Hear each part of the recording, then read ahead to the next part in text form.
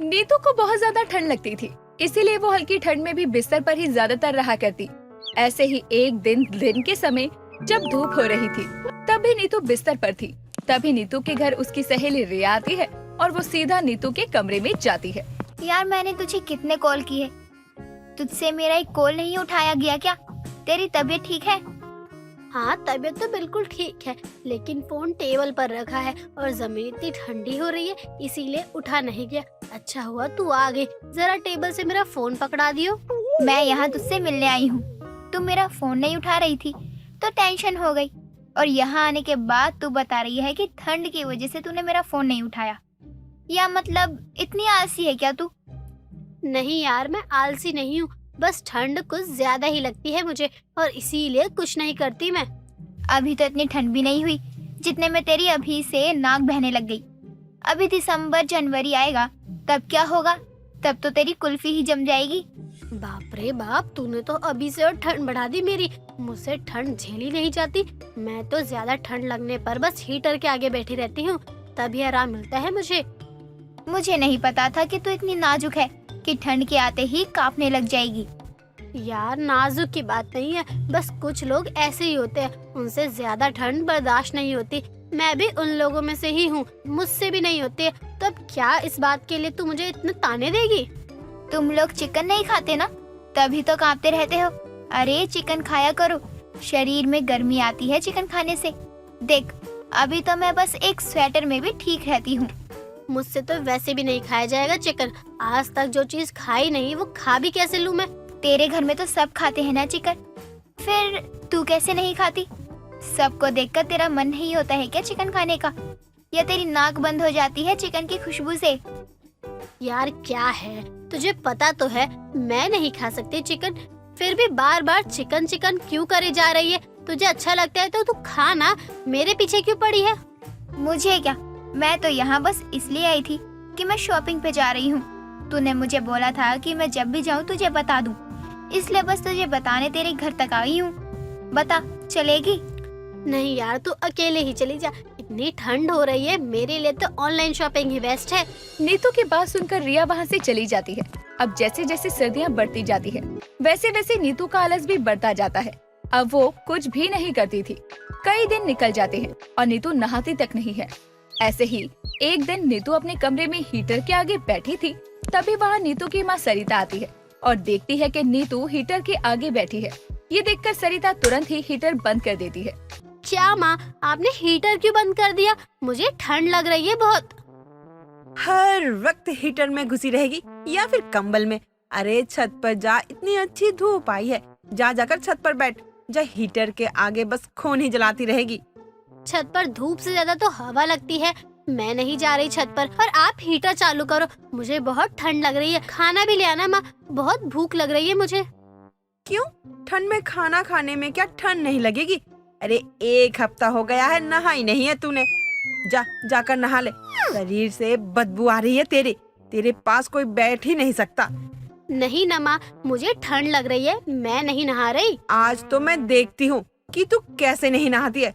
रुक तू अभी। सरिता बाथरूम से पानी लाती है और नीतू के ऊपर डाल देती है। नीतू ठंड के मारे वहीं बेहोश हो जाती है। ये देखकर सरिता बहुत ज्यादा घबरा जाती है और नीतू को बार बार उठाने की कोशिश करती है। क्या हुआ नीतू? उठ जा मेरी बच्ची, मुझे नहीं पता था तू बेहोश हो जाएगी। नीतू उठ जा। सरिता तुरंत डॉक्टर को बुलाती है और डॉक्टर नीतू का चेकअप करने के बाद कहते हैं, इनका शरीर ज्यादा ठंड बर्दाश्त नहीं कर सकता, इसलिए आप इन्हें गर्म चीजें खिलाइए, जिससे इनके शरीर को ज्यादा गर्मी मिले और धीरे धीरे ये जल्दी ठीक हो जाएंगी। डॉक्टर की बात सुनने के बाद सरिता उसी शाम बटर चिकन बनाती है और नीतू के लिए लेकर आती है। नीतू खाने से मना करने लगती है, लेकिन सरिता उसकी एक नहीं सुनती। तेरी तबीयत ठीक नहीं है, इसीलिए अब जो मैं कहूँगी तुझे वो ही खाना पड़ेगा। मुझे पता है तुझे चिकन अच्छा नहीं लगता, लेकिन तुझे खाना पड़ेगा, इसलिए चुपचाप खा ले। माँ यही खाना क्या जरूरी है? मैं कुछ और नहीं खा सकती हूँ क्या? बेटा तू थोड़ा थोड़ा खा, मैं तेरे लिए और भी चीजें लेकर रख दूंगी। आज जब तू बेहोश हुई थी ना, मैं बहुत डर गई थी, इसीलिए मैं अब जरा भी कसर नहीं करना चाहती। नीतू को भी अपनी माँ को परेशान देखकर बिल्कुल अच्छा नहीं लगता और वो अपनी माँ की बात मान जाती है और बटर चिकन खा लेती है। लेकिन नीतू को बटर चिकन बहुत ज्यादा अच्छा लगता है और अब वो हर रोज अपनी माँ से कहकर बटर चिकन ही बनवाया करती। ऐसे ही कई दिन निकल जाते हैं और एक बार जब सरिता चिकन नहीं बनाती तो नीतू को बहुत गुस्सा आता है और वो बोलती है, माँ ये क्या है, आज आपने बटर चिकन क्यों नहीं बनाया? इतने दिनों से तो रोज ही बटर चिकन बन रहा था घर में, आज नहीं बना तो कौन सा पहाड़ टूट गया। आज मैंने दाल चावल बनाए हैं, आज वही खा ले, कल बना दूंगी बटर चिकन। ऐसे थोड़ी होता है माँ, आपको पता है डॉक्टर ने बोला है कि मुझे वही खाना दो जिससे मेरे शरीर को गर्मी मिले, फिर भी आपने बटर चिकन नहीं बनाया, अब मैं क्या खाऊंगी? बहुत मिल गई गर्मी, रोज रोज चिकन लाना कितना महंगा पड़ता है, पता भी है तुझे? मुझे नहीं पता माँ, मैंने कह दिया तो कह दिया, आप मेरे लिए बटर चिकन ही बनाओ। एक काम कर फिर तू, आज कुछ खा ही मत, व्रत रख ले, बैठ जा, बड़ी आई बटर चिकन खाने वाली। इससे अच्छा तू पहले ही सही थी, जब ये सब नहीं खाती थी, कम से कम रोज का हमारा खर्चा तो बचता था। सरिता साफ मना कर देती है आज बटर चिकन बनाने के लिए, लेकिन नीतू को भी बहुत मन था बटर चिकन खाने का। कुछ देर बाद रिया हाथ में टिफिन लिए आती है और सरिता को टिफिन देती हुई रिया कहती है, आंटी, मैं आपके यहाँ बटर चिकन लाई हूँ, आपको बहुत पसंद है ना, तो माँ ने आपके लिए भिजवाया है। क्या बटर चिकन लाई है? अच्छा हुआ तो बटर चिकन ले आई, मेरा बहुत मन हो रहा था बटर चिकन खाने का। सच में अब तो बिना बटर चिकन के दिन ही नहीं निकलता है मेरा। आंटी, ये चमत्कार कैसे हो गया? ये नीतू ही है ना? और नीतू कब से चिकन खाने लग गई? कहीं मैं ये कोई सपना तो नहीं देख रही हूँ ना? नीतू, तू ठीक तो है ना? तुझे सच में बटर चिकन खाना है? हाँ मैं बिल्कुल ठीक हूँ, और हाँ मुझे बटर चिकन ही खाना है। तो क्या हुआ, पहले नहीं खाती थी, लेकिन अब तो पसंद है ना मुझे, तो अब मैं जरूर खाती हूँ। हाँ हाँ बिल्कुल खा, लेकिन इतना भी मत खा लियो कि बाद में तुझे ही पछताना पड़े। नीतू को अब चिकन खाती देखकर सब लोग हैरान हो जाते हैं, क्योंकि नीतू बहुत ज्यादा ही बटर चिकन खाया करती थी। ऐसे ही कई दिन निकल जाते हैं। एक दिन नीतू बहुत ज्यादा बटर चिकन खा लेती है, जिसकी वजह से नीतू को उल्टियाँ होने लगती है। पूरा सर घूम रहा है, आज सच में हद से ज्यादा ही खा लिया मैंने बटर चिकन। इतनी पढ़ी लिखी हूँ, सब पता है कि कोई भी चीज ज्यादा खाने से हमारे ही शरीर को नुकसान होता है, फिर भी पता नहीं क्यों खाया। नीतू को बहुत ज्यादा उल्टियाँ होने लगती है और इस वजह से नीतू खुद को ही कोस रही थी, क्योंकि आखिर उसने इतना बटर चिकन खाया था। तभी सरिता नीतू के लिए नींबू पानी लेकर आती है और उसे देती है। ये ले, मैं तेरे लिए नींबू पानी लाई हूँ, पी ले, या फिर अब भी तुझे कहीं बटर चिकन ही तो नहीं खाना है? क्या माँ, मैं यहाँ इतनी परेशानी में हूँ और आप हो के अब भी मुझे ताने मार रही हो? इतनी हालत खराब होने के बाद नीतू कभी भी बटर चिकन नहीं खाती, जिसके बाद से उसे ही परेशानियों का सामना अब नहीं करना पड़ता। पार्वती एक बहुत ही संस्कारी लड़की थी, जिसकी शादी एक धीमेश नाम की लड़की के साथ हो जाती है। जहाँ एक तरफ पार्वती कम पढ़ी लिखी और पुराने ख्यालात वाली लड़की थी, वहीं दूसरी तरफ धीमेश अच्छा खासा पढ़ा लिखा और मॉडर्न ख्यालात वाला था, जिसके चलते वो पार्वती को बिल्कुल भी पसंद नहीं करता था। एक रोज सुबह के समय सभी लोग एक साथ बैठकर नाश्ता कर रहे थे। तभी पार्वती पराठे लेकर आती है, जिसे देखकर उसकी सास सरिता उससे कहती है, बस कर पार्वती बहू, हमें अब कुछ भी नहीं चाहिए, तू भी हमारे साथ बैठकर नाश्ता कर ले। सुबह सबसे जल्दी उठती है और उठते ही रसोई में घुस जाती है, सबके लिए सबकी पसंद का नाश्ता बनाती है, कितना ख्याल रखती है तू सबका। माँ अब इसके पास काम ही क्या है, पूरे दिन घर में बैठ के करेगी भी तो क्या करेगी। तो अगर सभी घर वालों का ध्यान रखती है तो इसमें कौन सी बड़ी बात है, इसलिए इसे ना इतना सर पे चढ़ाने की कोई जरूरत नहीं है। तुझे आज तक कभी इसकी कोई अच्छाई दिखाई दी जो आज दिखाई देगी? तुझे तो बस हमेशा मेरी बहू की कमी ही दिखाई देती है, लेकिन ये याद रख कि इसी की वजह से आज हम सभी लोग साथ बैठे हुए हैं। मेरी बहू हमेशा सभी घर वालों को साथ लेकर चलती है, कभी अपने बारे में नहीं सोचती है, हमेशा अपने परिवार वालों के बारे में सोचती है। मेरी बहू बिल्कुल टीवी सीरियल वाली अनुपमा जैसी है और तू बिल्कुल उसके पति वनराज जैसा। क्या बात है दादी, ये बात तो आपने बिल्कुल सही कही। चाचू ना बिल्कुल वनराज जैसे ही हैं, हमेशा चाची को गुस्सा करते रहते हैं, जैसे टीवी सीरियल में वो हमेशा अनुपमा को ताना मारता रहता है ना, वैसे ही चाचू चाची को ताना मारते हैं। आप लोग अब बहस करना बंद करिए, आराम से बैठकर नाश्ता करिए। वैसे भी मेरे नाश्ते को लेकर आप लोगों को लड़ने की जरूरत नहीं है, क्योंकि मेरा आज फास्ट है, इसीलिए अब इस बात को यही खत्म करिए। और अंशिका, अपने से बड़ों से ऐसी बात नहीं करनी चाहिए, आगे से ऐसा मत करना। मुझे सब पता है, तुम मेरे पीठ पीछे मेरे घर वालों को मेरे ही खिलाफ भड़काती रहती हो ताकि सब तुम्हें अच्छा और मुझे बुरा समझे, लेकिन ये ठीक नहीं है। और अंशिका, तुम और माँ जितना जल्दी हो ना ये अनुपमा का सीरियल देखना आप दोनों बंद कीजिए तो ज्यादा अच्छा होगा। आप लोगों पर सीरियल का कुछ ज्यादा ही भूत चढ़ गया है जो मुझे बिल्कुल पसंद नहीं है। धीमेश इतना कहकर गुस्से में अपना बैग उठाकर ऑफिस के लिए निकल जाता है। ऑफिस पहुंचकर वो आंखें बंद करके टेबल पर सर रख के अपने कैबिन में बैठा हुआ था।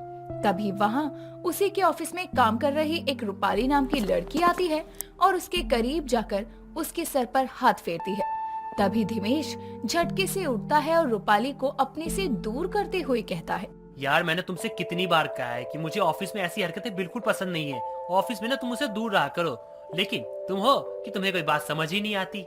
धीमेश, कभी कभी तुम्हारा ऐसा बर्ताव देखकर मुझे तो लगता है कि कहीं तुम सच में मुझसे प्यार करते हो या सिर्फ टाइम पास कर रहे हो मेरे साथ। आज कितने टाइम बाद तुम मुझसे मिल रहे हो, एक बार भी तुमने मुझे गले लगाकर ये नहीं पूछा कि मैं कैसी हूँ, ऊपर से मुझ पर आकर चिल्ला रहे हो।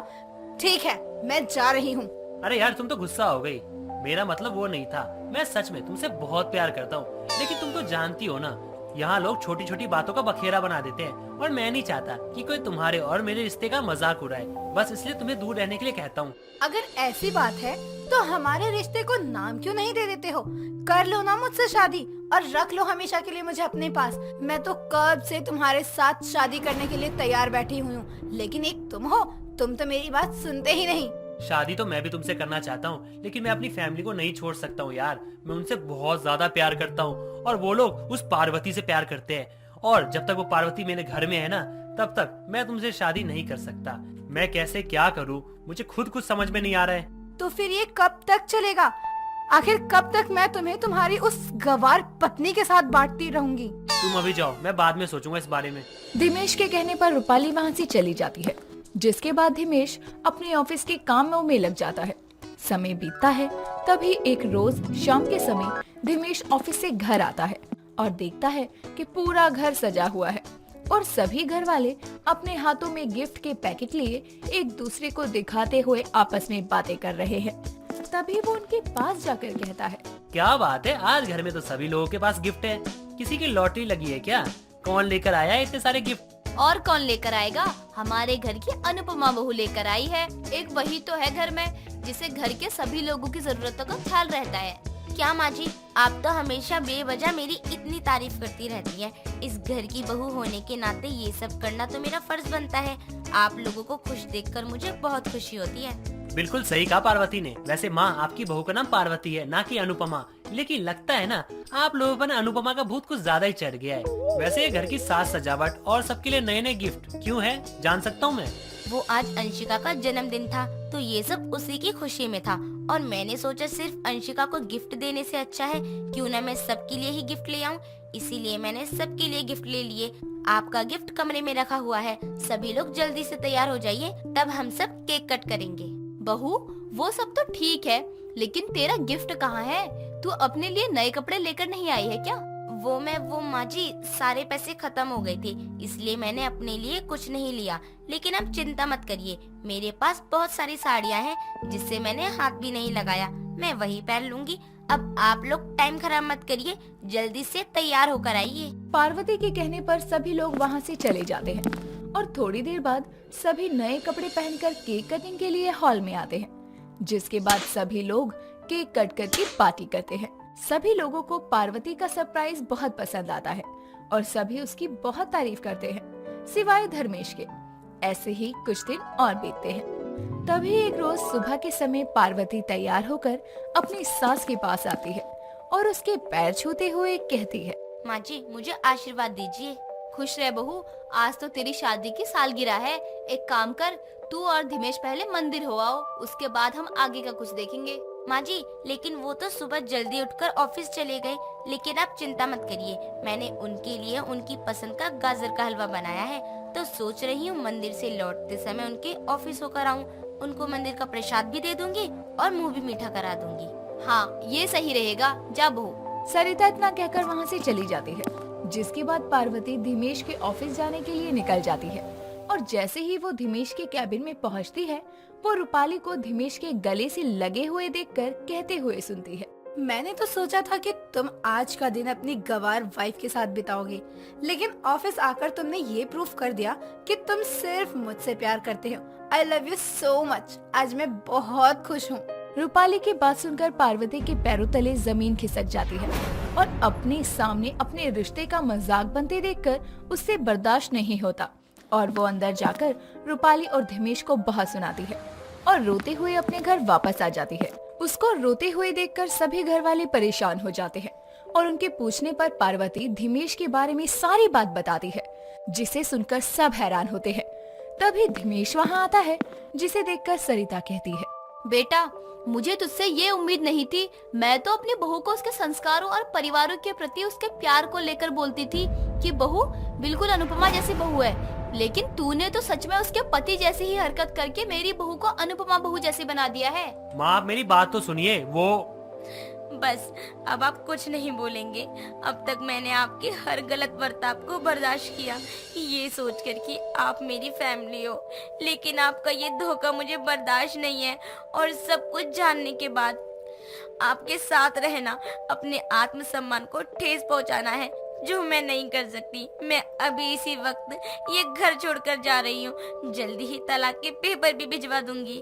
पार्वती इतना कहकर अपना सामान पैक करके धीमेश और उसके घर को छोड़कर हमेशा हमेशा के लिए चली जाती है और दोबारा फिर कभी लौट कर नहीं आती। इस तरह से धीमेश को अपनी गलती की सजा पूरी जिंदगी भुगतनी पड़ती है, साथ ही उसका पूरा परिवार बिखर जाता है। सचिन की नई नई शादी होती है। घर में खुशी का माहौल है।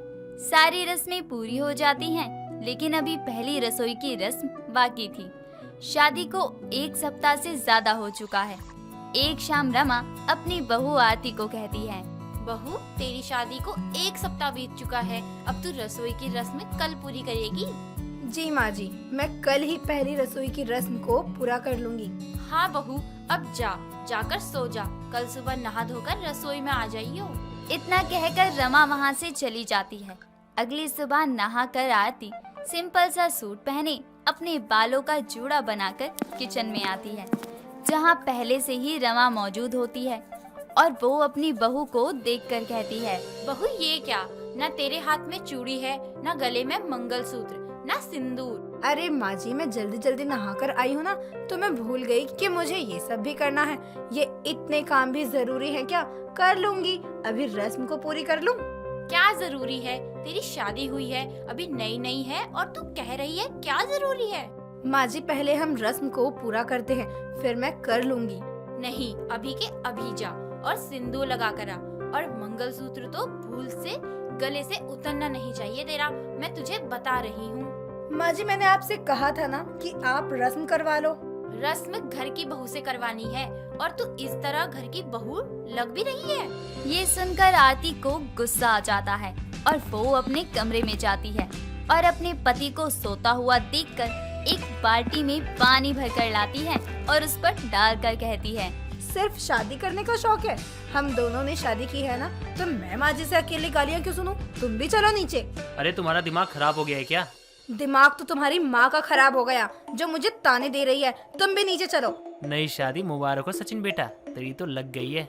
खुद से ये कहकर वो अपनी पत्नी आरती के साथ नीचे आता है और दोनों को आता हुआ देखकर रमा अपने बेटे सचिन से कहती है, तेरी ही कमी थी और तू सुबह सुबह गीला क्यों है? माँ, आपने क्या तमाशा शुरू कर दिया है? मैंने शुरू किया है तमाशा या तेरी बीवी ने शुरू किया है ये सब? लेकिन हुआ क्या है ये तो बताओ कोई। देख अपनी बीवी को और बता, कहीं से लग रही है ये शादीशुदा और नई नवीली दुल्हन?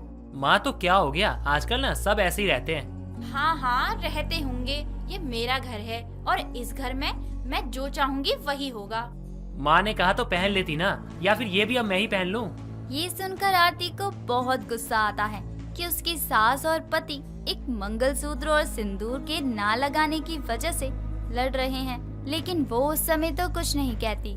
लेकिन देर शाम रमा के घर कोई ऑर्डर आता है जिस पर आरती का नाम लिखा होता है, जिसे लेने के बाद रमा अपनी बहू आरती को आवाज लगाकर बुलाती है और जब आरती पैकिंग खोलती है तो रमा देखती है उस ऑर्डर में आरती ने 2 मंगलसूत्र मंगवाए हैं, जिसे देखकर रमा आरती से कहती है, बहू, ये भारी भारी मंगलसूत्र तो बड़े प्यारे हैं, लेकिन दोनों एक से ही क्यों ऑर्डर किए तूने?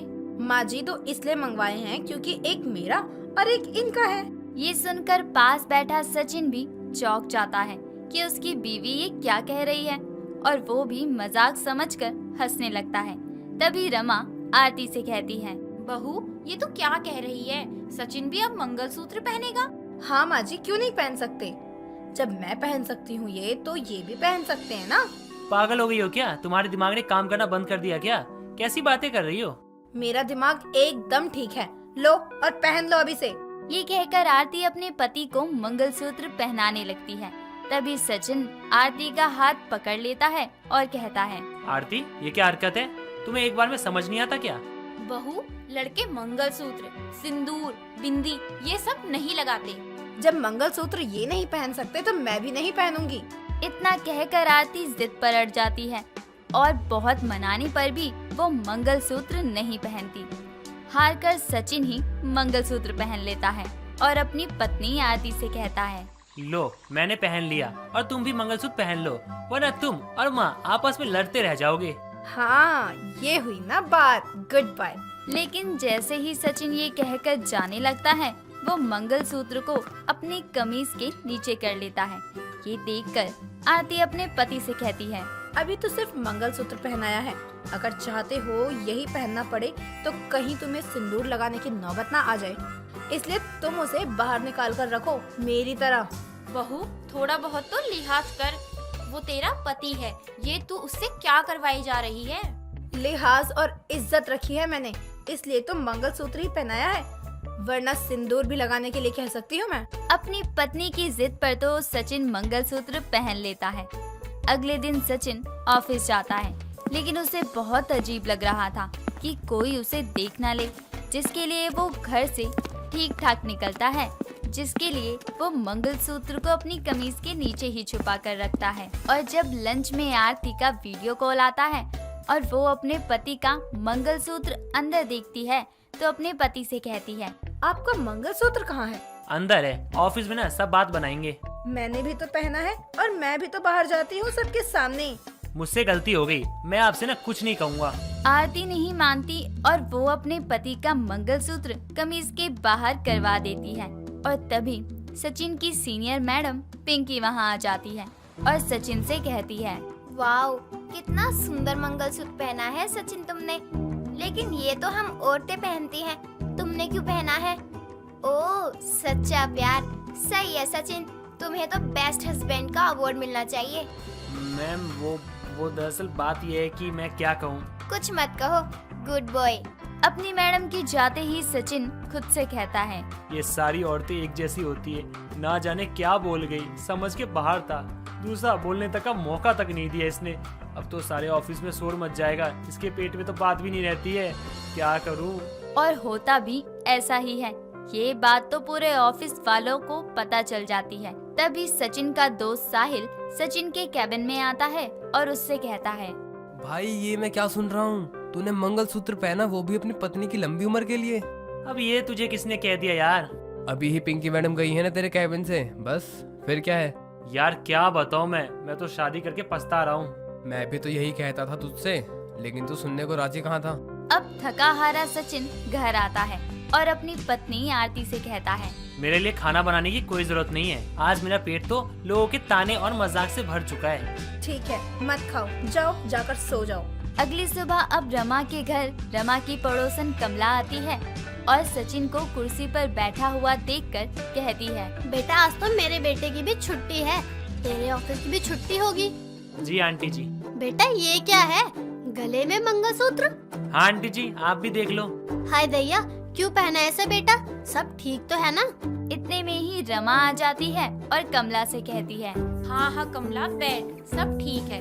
एक मेरी बहू है ना, उसने इसके गले में ये घंटी बांध दी है और ये बेचारा सारा दिन मुंह छुपाए घूमता रहता है। तो क्या करूं, सबको बताता फिरूं कि देखो देखो मेरी बीबी ने मुझे मंगलसूत्र पहनाया है। बता, कैसी बहू है तेरी रमा? ये सारी बातें आरती सुन रही होती हैं और वो किचन से बाहर आकर कमला से कहती है, क्यों, गले की घंटी बन गई मंगलसूत्र? और अगर मैंने ऐसा कहा होता तो मैं अपने पति को गाली दे रही होती, ऐसा आप ही लोग कहते। हम औरतें ही ये पहनती हैं, ये रिवाज है। कहीं कभी देखा है मर्दों को ऐसे मंगलसूत्र पहनते हुए? हाँ हाँ, हम औरतें ही तो इसे पहनती हैं क्योंकि इनका तो बहुत मजाक बनता है मंगलसूत्र की वजह से। ये तो मर्द हैं और यहाँ की कुछ औरतें अगर मर्द को कुछ हो जाए तो इतनी सी बात का ड्रामा मचा देती हैं। हाय, इस औरत की वजह से ये हो गया, वो हो गया। और अगर हम औरतों को कुछ हो जाए तो इनका मुंह बंद हो जाता है, बल्कि आदमियों के सवाल ज्यादा उठने लगते हैं कि ये तो है ही ऐसी। और न जाने हम औरतों पर कितने सवाल उठाए जाते हैं। इस तरह सचिन के गले से आरती मंगलसूत्र तो हटा लेती है, लेकिन सभी उसकी कही बात से सहमत होते हैं। दोस्तों, अगर आपको ये कहानी पसंद आई तो इसे लाइक करें, शेयर करें और कमेंट करके बताएं कि कहानी में आपको सबसे अच्छा क्या लगा।